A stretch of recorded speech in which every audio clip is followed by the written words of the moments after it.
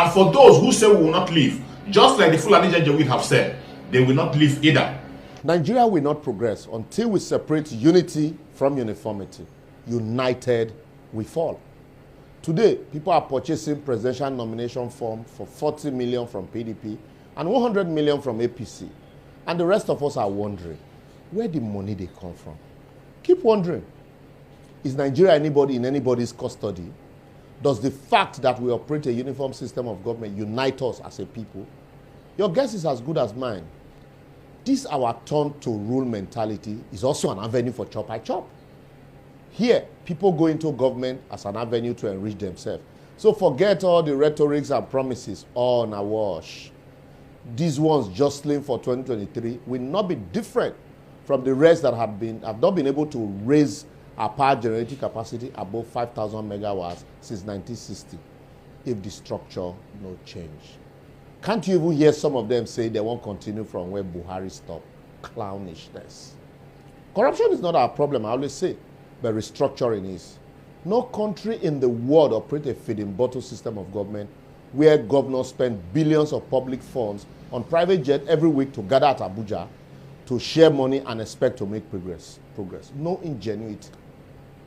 The United Kingdom of Great Britain, UK, comprises of 4 constituent countries, England, Scotland, Wales, as well as Northern Ireland, with all 4 countries represented at the Parliament in Westminster. Them know they gather for London to share federal allocation, and we expect to make progress. The last time we saw redevelopment was in the First Republic when we practiced regional government. After that, all we have had is growth, not development. Tell me which government since then had been able to replicate what Awolowo, Akintola, Ahmadu Bello, Tafawa Balewa, or Zik of Africa and Mike Opara did for their various regions. And we are still asking ourselves where we got it wrong. We are not ready. Today, rather than create jobs, we build churches. Rather than manufacture, we import. Rather than prevail on government to fund our university, we send our kids to school abroad because government business is nobody's business. And I beg, tell me again, what usually happens to nobody's business? Our forced unity has so heightened our distrust for one another that to derive benefit from any government initiative, because of quota system, you are asked your state of origin, local government area of origin, village of origin, religion, sex. No country, I repeat, no country develops this way. Open your eyes. This forced homogeneity is killing all of us. But things can change if only we take charge and restructure the country along regional lines and allow the regions autonomy. The center can deal with issues concerning military, currency, and other common issues. Remember, General Johnson Thomas Umunnakwe Aguiyi-Ironsi, JTU Aguiyi-Ironsi, was killed in a coup for running the affair of the country under a unitary administration. But today, we are happy running the same unitary system, cloaked in a borrowed garb of federal government. Yet, we expect to move forward. We will deceive ourselves. No wonder, no matter how strong a leader is in his sphere, region, or state in Nigeria, the moment he or she is elevated to the center, failure becomes his second name. If I lie, ask CBN Governor Emefiele, or Fashola as work or power minister, Abina Oshibanjo, Amechi, Akpabio, and co. All of these people were regional lords, not because they desire to fail, but because apart from the politicians' proclivity for thievery, you can't run a bogus and heterogeneous country like Nigeria as though it's homogeneous and expect to see progress. Kolewek. So if you like, vote Tinubu, Atiku, Peter Obi, El-Rufai, Sowore, Yaya Bello, Kingsley Moghalu as president. Without restructuring, they will still fail. Maybe not from top to bottom, if you know what I mean. Well, blessed are those who are not expectant, for they shall not be disappointed. I will therefore advocate that what we need urgently is a restructured, or if you like, unbundled Nigeria, where the likes of Peter Obi, Kingsley Moghalu, Soludo and co. can put their intellects to developing the Southeast without having to run to Abuja for handout. Same way the Tinubus, Showores, Fashola, Oshibanjo and co. can harness the resources of the West for its good and benefit, just like Awolowo did, while the Zulums, El-Rufai, Atiku and Tambuwa will be engaged in transforming the arable land in the north into the food basket of not just Nigeria, but also south of the Sahara, just like Ahmadu Bello did. Amechi, Wike, Oshomole, Udom, and co. will have their hand filled trying to navigate the rich south-south from poverty to prosperity, even as the North Central will be busy harnessing the numerous resources therein, just the way we had the pyramid of those days. Until this is done, if you like, bring Barack Obama to govern Nigeria. Without restructuring, he will get plenty problem. That's not to excuse Buhari and Emefiele's top to bottom, though, if you get it. Well, if you agree with us or even disagree with us, simply follow us on all our social media platforms shown on your screen, and let's have a conversation on this. It is obvious that our unity is dividing us, and only our division, restructuring or unbundling, can unite us. So when next the politician asks you for his vote, ask him if he will unbundle and restructure Nigeria. Think about it. I don't want to be dragged into names, especially given, all of the things that are happening in court and all of that. Does he consider himself a head of agency or parastatal? Does he consider himself a member of extraministerial department? I think that he and his lawyers will determine what is the implication of that for them. Does the presidency consider the Central Bank of Nigeria as one of those extra-ministerial parts of government that is appointed by the president? Which head is appointed? Again, I don't want to be dragged into technical details of this sort. The president's directive is clear, conveyed by the secretary to the government of the federation. If you are a minister, if you are head of government agency or parastatal, or a government, a political appointee, ambassador, and you want to contest for elective office, resign. That's it. Okay, let me ask it differently. Does it include anyone appointed by the president whose office is tenured?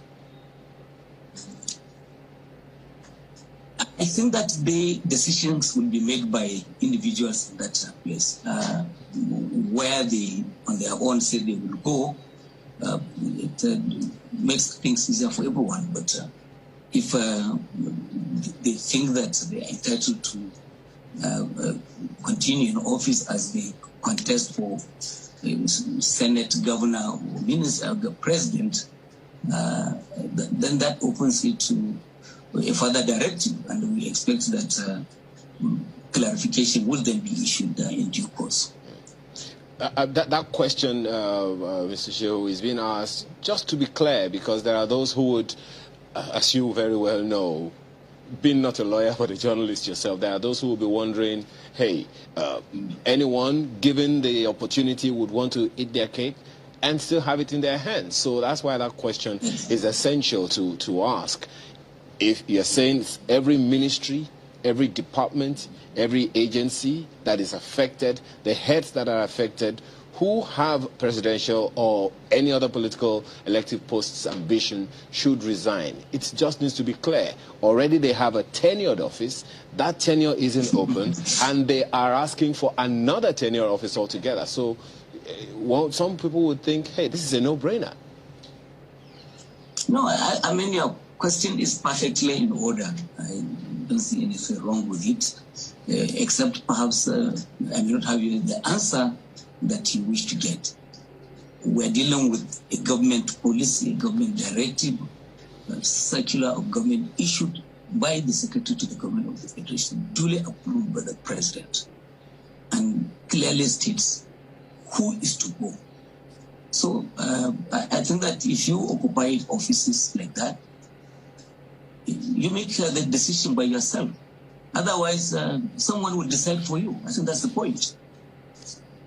Mr. Shehu, with regards to Ayo's question, the concern about by the civil society about the CBN governor's aspiration is that it's rather sensitive, particularly, the offices where sensitive election materials are kept, and of course the impact of his political activity on, the economy forex to be precise. Is the presidency concerned about all of these concerns expressed by the civil society?